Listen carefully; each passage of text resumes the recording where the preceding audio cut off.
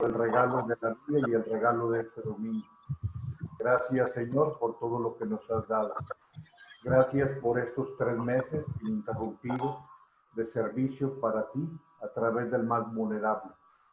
Hoy queremos pedirte de forma especial que tengamos las virtudes que en tu corazón divino tienes, sobre todo al expresarnos el amor con el que realizas la siembra del reino en el mundo y en nuestros corazones, en nuestra iglesia. Danos, Señor, tu luz. Ilumínanos con tu palabra. Enséñanos de tu sabiduría. Amén. Bien, voy a pedirle a David que ponga el Evangelio, por favor, Ejaito. Es el capítulo 13 del Evangelio de San Mateo. Adelante, por favor. Que el Señor esté con ustedes. Proclamación del Santo Evangelio según San Mateo. Gloria a ti, Señor Jesús. Una vez salió un sembrador a sembrar, y al sembrar unas semillas cayeron a lo largo del camino.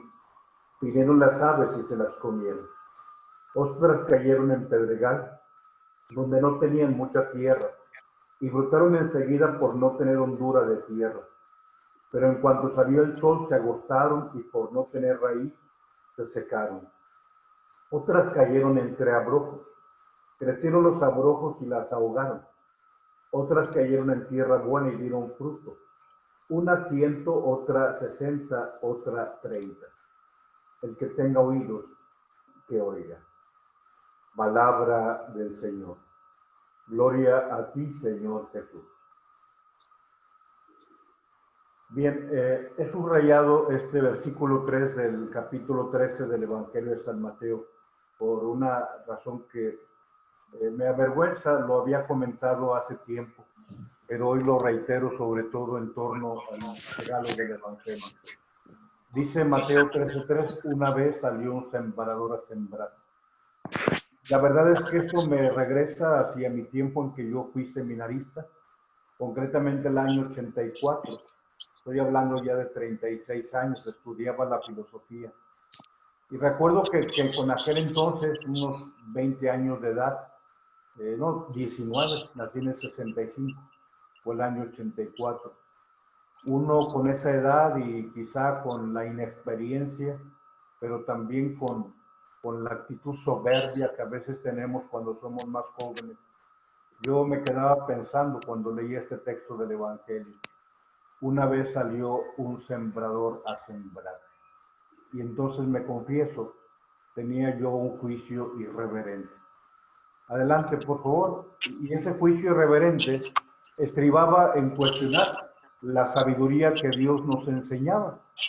Yo decía, pues ni modo que el sembrador saliera a pescar, ni modo que el sembrador saliera a moldear o a modelar el barro.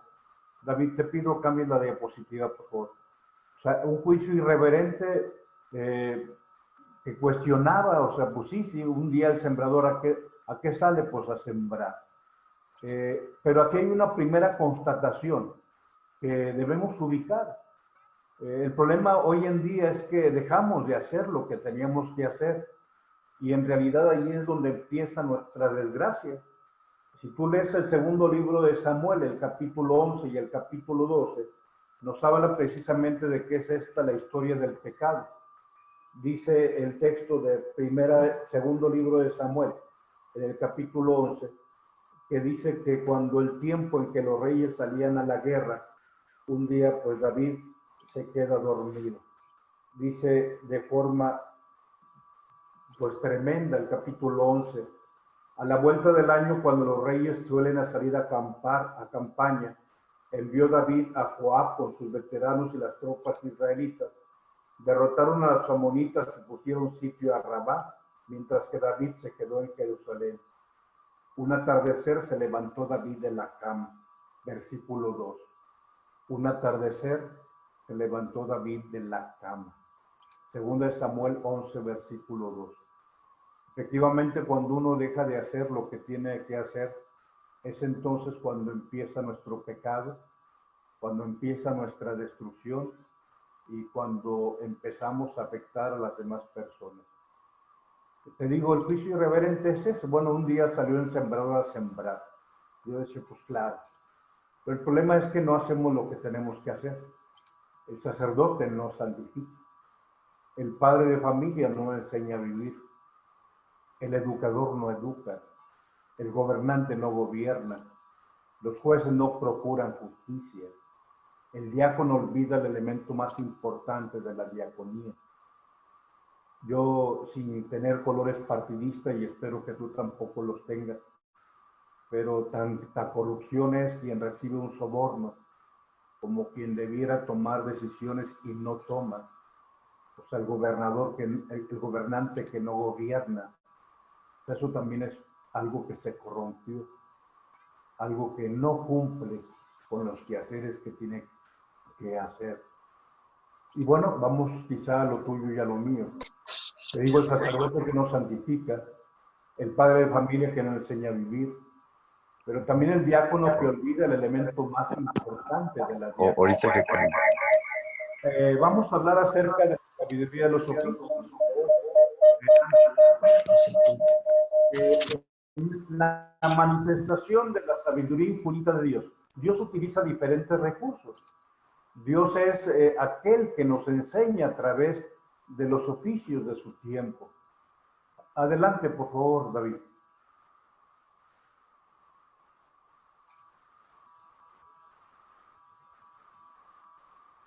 Lo que hoy, le digo, hemos escuchado en el Evangelio no es más que esa expresión de la sabiduría. Jesucristo es aquel que desde el principio, en su sapiente y divina pedagogía, él gusta utilizar los recursos y sobre todo los oficios que en el tiempo se tenían.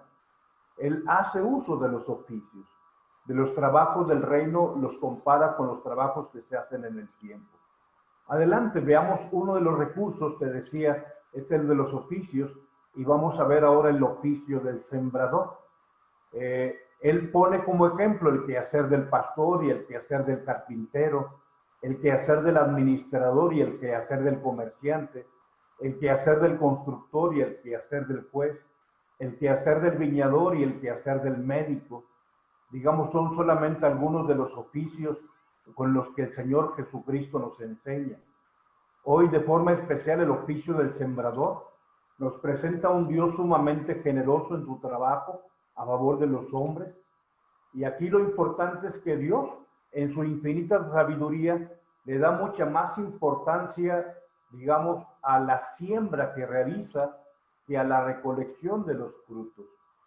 Hoy hace falta que tú y yo seamos sembradores como Dios lo hace.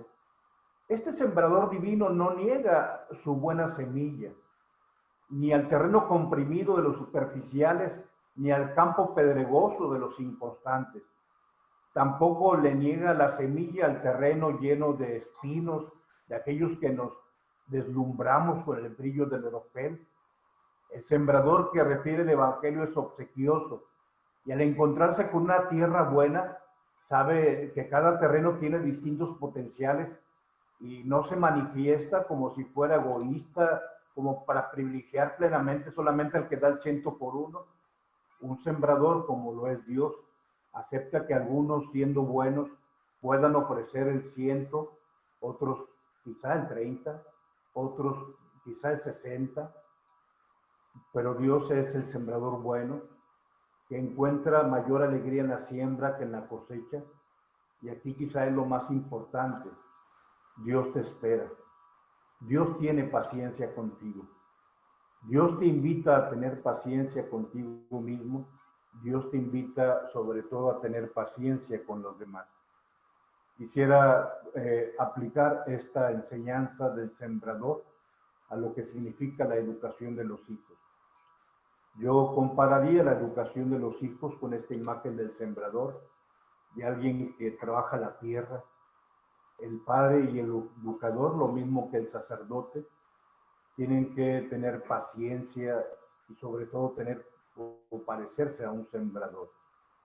En primer lugar, un buen padre y un buen educador, un buen sacerdote, no puede regatear las semillas de su ejemplo.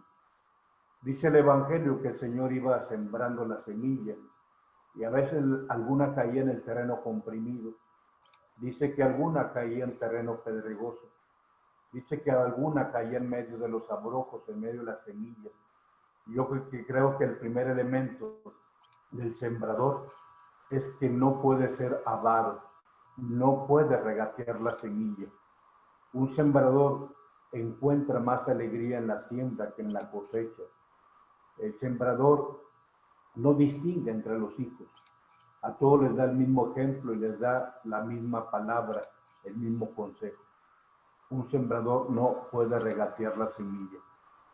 Segundo, esto es importante, el sembrador debe ser paciente. Uno tiene que aprender que al sembrar a manos llenas y sobre todo debe respetar y saber esperar. Todos debemos saber que a pesar de que los terrenos sean buenos, pueden a veces los hijos pasar por momentos distintos.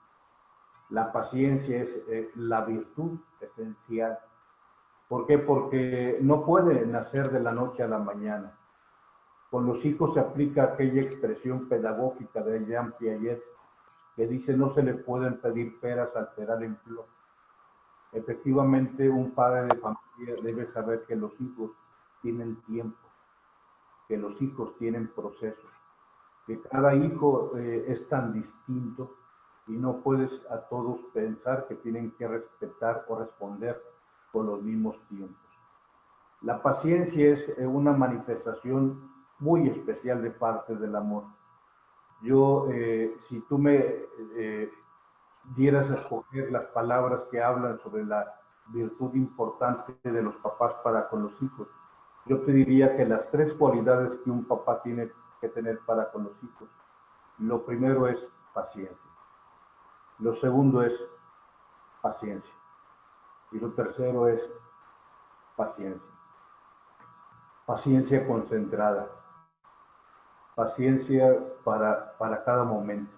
Y creo que esta es la virtud del sembrador, porque un sembrador sabe que mientras que no se da cuenta, la semilla va haciendo eclosión y de pronto aparece el tallo y de pronto las raíces y de pronto en el tallo aparecen las espigas y de pronto aparece en la vainita el grano. O sea, todo debe ser un ejercicio de paciencia. Jean Piaget decía, hablando sobre todo de los hijos pequeñitos, que esa paciencia debe significar que tú comprendas que tu hijo es como un ser con dos manos izquierdas. Así dice Jean Piaget, para poder entender lo que tienes que tener paciencia.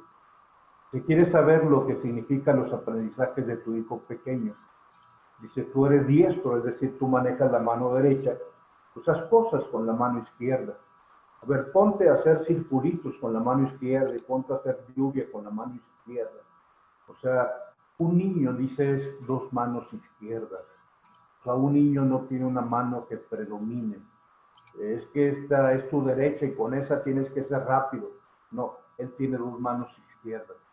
Si quieres saber lo que es un niño con pequeño, es: a ver, abróchate el botón con la mano izquierda.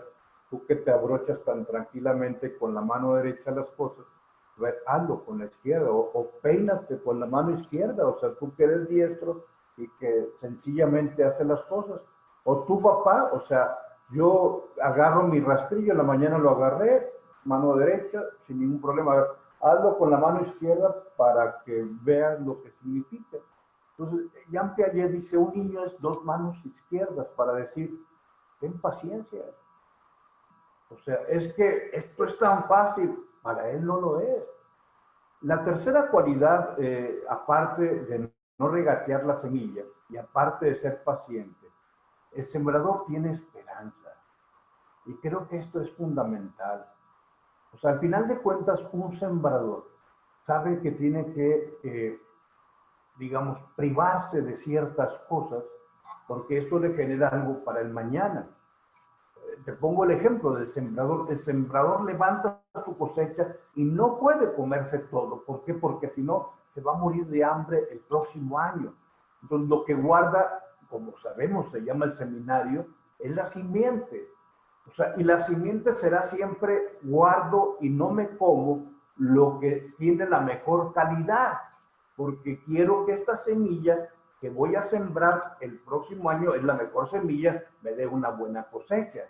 Y eso es un ejercicio de esperanza. O sea, porque no todo se agota en el presente, sino piensas en el mañana. Y un sembrador siembra, aunque no lo vea este año, y aunque no lo vean 5 años, y aunque no lo vean 10 años, o sea, un sembrador sabe tener esperanza. Si alguien no está convencido con sus hijos de que tarde o temprano recibirá buenos frutos, pues entonces nunca tendrá ilusión de hacer lo que está haciendo, de sacrificarse lo que está sacrificando en vistas a lo que será este hijo el día de mañana. Pero bueno, te decía 3 cualidades del sembrador o del educador o del papá de familia. Te digo, esto puede aplicarse a un sacerdote. Dime, ¿a poco no un sacerdote no puede regatear una buena semilla? ¿A poco no un sacerdote en una comunidad no tiene que ser paciente? ¿A poco un sacerdote en una comunidad no debe ser ministro de la esperanza? Incluso te digo, si un párroco no tiene esperanza, que lo quiten de ahí. No es la persona indicada. O sea, el párroco, el sacerdote, el ministro sagrado, tiene que tener esperanza. Ministro de la esperanza, porque si no es ministro de la esperanza, se acabó todo. Que cierre la puerta y se largue. Pero también, si un papá no tiene esperanza, que lo que está haciendo tiene un mañana, pues te equivocaste. Y no estás donde tendrías que estar. Pero viene un cuarto elemento. Finalmente, el buen sembrador, el buen párroco, el buen diácono, el buen padre de familia, debe comprender la diferencia que existe entre la tierra buena. El Evangelio lo dice de forma hermosa. La que cayó en tierra buena, una dio el 100 por uno, otra el 60 y otro el 30%, el 30 por uno. Y termina diciendo, ese versículo 9 del capítulo 13, el que tenga oídos para oír, que oiga. El que quiere entender, que entienda. Si alguien es necio, bueno, pues que siga siendo necio. El que tenga oídos para oír, que oiga. Uno dio 100. O sea, no estamos hablando del terreno pedregoso, no, no, no. En el terreno pedregoso ahí viene la descripción pues que ya llegó el momento en que salió el sol y la semilla se agostó, o sea, como si fuera en agosto, el calor tremendo, o sea, la semilla se seca. No, no estamos hablando de la que cayó en medio de abrojos o de espinas, no, que las espinas, los abrojos la ahogaron. No, no, habla de la que cayó en tierra buena. Dice, una dio el 100, otra dio el 60 y otra dio el 30. ¿Entiendes esto de tus hijos? O sea, ¿por qué le pides el 100 a los 4 hijos que tienes? No, pues es que nos dio la misma semilla. Dios también nos dio a ti y a mí la misma semilla. Y Él no espera, o sea, si tú das el 60, qué bueno. Y bueno, si yo doy el 100 o si doy el 60, lo importante es que dé fruto. Claro, yo creo, y te lo digo, o sea, esto es consolador, esto es tranquilizador, porque yo estoy convencido que tu terreno y mi terreno es para dar el 100%, pero Dios dice, bueno, este año diste el 60, el próximo vas a dar el 100. ¿Por qué? Porque a lo mejor este año que diste el 60, pues de pronto hubo algún cansancio, hubo alguna problemática, hubo algún problema de salud, hubo alguna situación donde las cosas no se te dieron. Bueno, yo entiendo. ¿Y por qué? Si esperamos que Dios tenga, o sabemos que Dios tiene ese trato diferenciado, ¿por qué tú no tienes un trato diferenciado?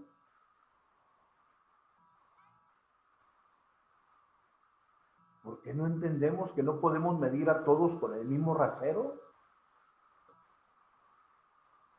¿Por qué no entendemos que no se pueden exigir a todos los mismos rendimientos? Revisa tu familia de origen, como yo reviso mi familia de origen. En mi caso, en mi casa éramos 7 hijos, 3 fallecieron.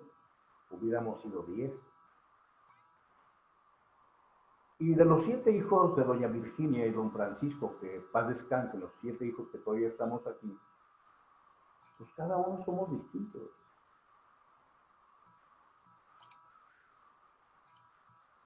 Y a Rogelio no se le puede exigir lo que se le puede exigir a Efrén. Y a Efrén no se le puede exigir lo que se espera de Norberto. Y a Norberto no se le puede exigir lo que se espera de Luis, y a Luis de lo de Rogelio, o Hermila, o Rosario, o Maribel. A cada uno somos distintos.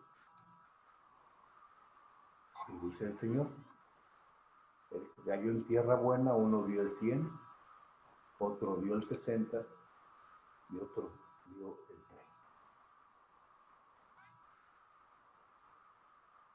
Recuerda y no olvides estos 4 elementos en tu ministerio, en mi ministerio, en tu ejercicio de paternidad. El buen sembrador no puede regatear la semilla, es generoso. El buen sembrador debe ser paciente, sabe que todo tiene un tiempo. El buen sembrador debe tener esperanza, ministro de la esperanza. Tener un hijo es manifestar que tienes esperanza. Pero en cuarto lugar, no debes, o debes más bien comprender la diferencia que existe entre la tierra buena. No medir con el mismo rasero. Que Dios pues nos conceda su gracia en este domingo. Gracias por estar aquí. En nombre del Padre, del Hijo y del Espíritu Santo. Amén. Pues muchas gracias.